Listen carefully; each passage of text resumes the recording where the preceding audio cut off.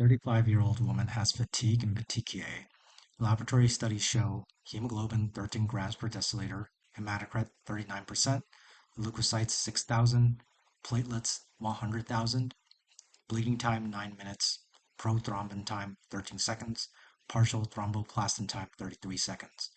A peripheral blood smear is shown.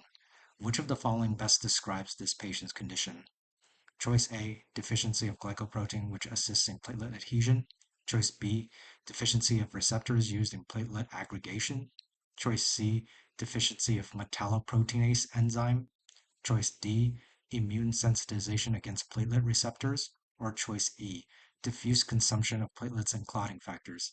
I'll wait 5 seconds and answer the question.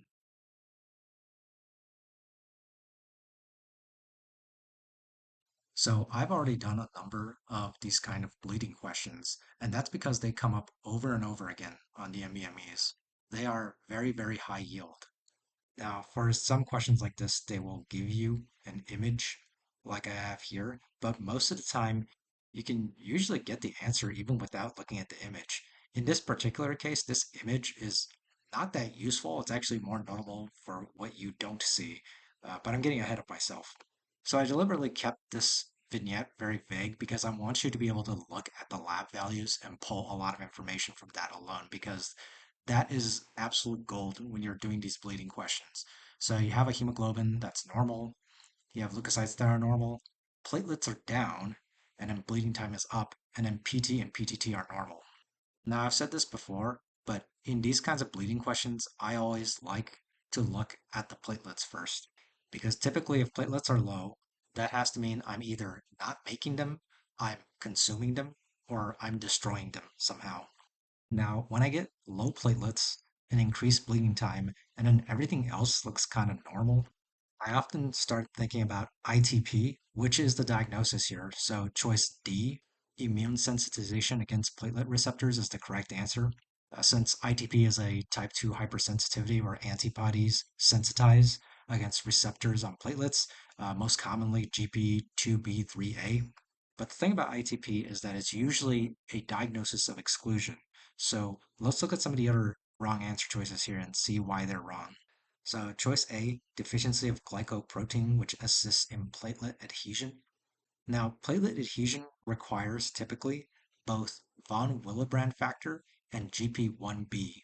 So, because this answer choice was written in kind of a vague way, this can refer to both an absence of GP1B, which is Bernard-Soulier syndrome, or an absence of von Willebrand factors, which is von Willebrand disease.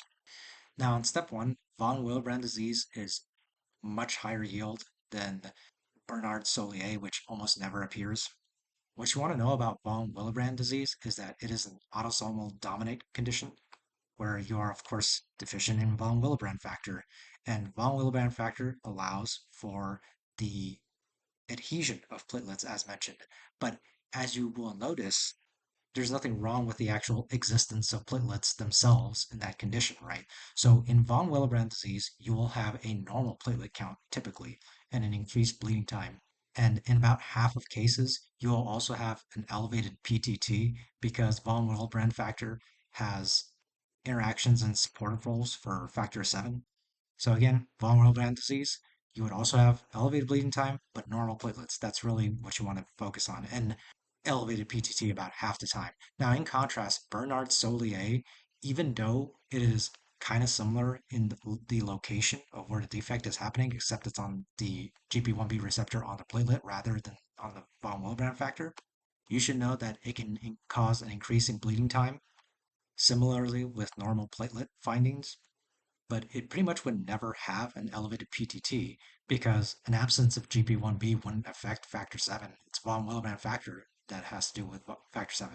And just as a bonus point, if you want to differentiate von Willebrand disease from Bernard Soulier, you take the sample of the patient's blood and you add von Willebrand factor back into it.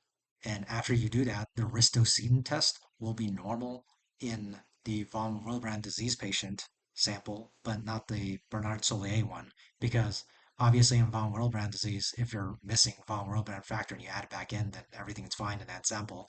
But for Bernard Solier, you're missing the other half of the receptor, so it doesn't matter how much von Willebrand factor you add back in, it's still not going to fix the problem. So moving on, choice B, deficiency of receptors using platelet aggregation. This is referring to Glanzmann thrombasthenia, another pretty low yield condition that doesn't show up that often. So an absence of GP2B3A would cause an error in platelet aggregation, and therefore you would have an increased bleeding time. But again, there's nothing wrong with the actual existence of platelets, so platelets would not be down, so you can eliminate it on that basis alone. Choice C, deficiency of metalloproteinase enzyme. This is referring to a deficiency of ADAM-TS13, which is used to break down von Willebrand factor. So if von Willebrand factor is staying around too long, then I'm basically using up platelets too much, and this leads to TTP, thrombotic thrombocytopenic purpura. And of course, we often learn about the terrible pentad with TTP, which is a fever, anemia, thrombocytopenia, neurological issues, and renal dysfunction. The anemia specifically comes from the fact that because there's so much von Willebrand factor that causes platelet plugs to form, it causes a microangiopathic hemolytic anemia, MAHA, where red blood cells try to travel through the platelet plugs and they get sheared. So on a blood smear, you will see schistocytes. So that is the notable thing you'll notice on this blood smear here is that it just looks like normal red blood cells. You do not see schistocytes here. Now, sure, if you just looked at the lab values here, because the symptoms are so vague, you could maybe fit TTP in there. I mean, hemoglobin is normal here, so that kind of makes TTP less likely. But even if you wanted to argue that maybe not all the RBCs have been sheared, you have a blood smear here that shows that clearly none of the red blood cells are being sheared.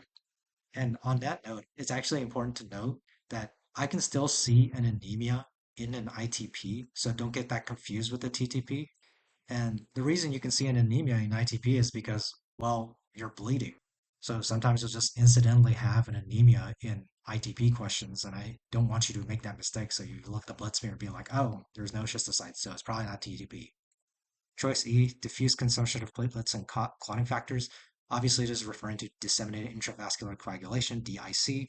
I mean, as the name tends to imply, you consume pretty much all your platelets and coagulation factors, and it leads to thrombocytopenia, low fibrinogen, high D dimer. You would have an increased bleeding time, PT and PTT, because everything is getting consumed. I actually don't think I see DIC questions that often because it's so distinct. And I guess they think it would be too easy of a question to ask, but it very often shows up as a wrong answer for sure. And there's a handful of questions where they do ask about it. And usually they say things like, oh, they're oozing blood from puncture sites or IV sites, that sort of thing. So bring it back. You just want to know that ITP is a diagnosis of exclusion. You'll see a thrombocytopenia with nothing else seemingly being wrong. And often you just have to go through the answer choices and say, like, well, none of the other answer choices really fit, but I have an increased bleeding time and low platelets, so maybe it's ITP. I hope you found this video helpful. I'll see you in the next one.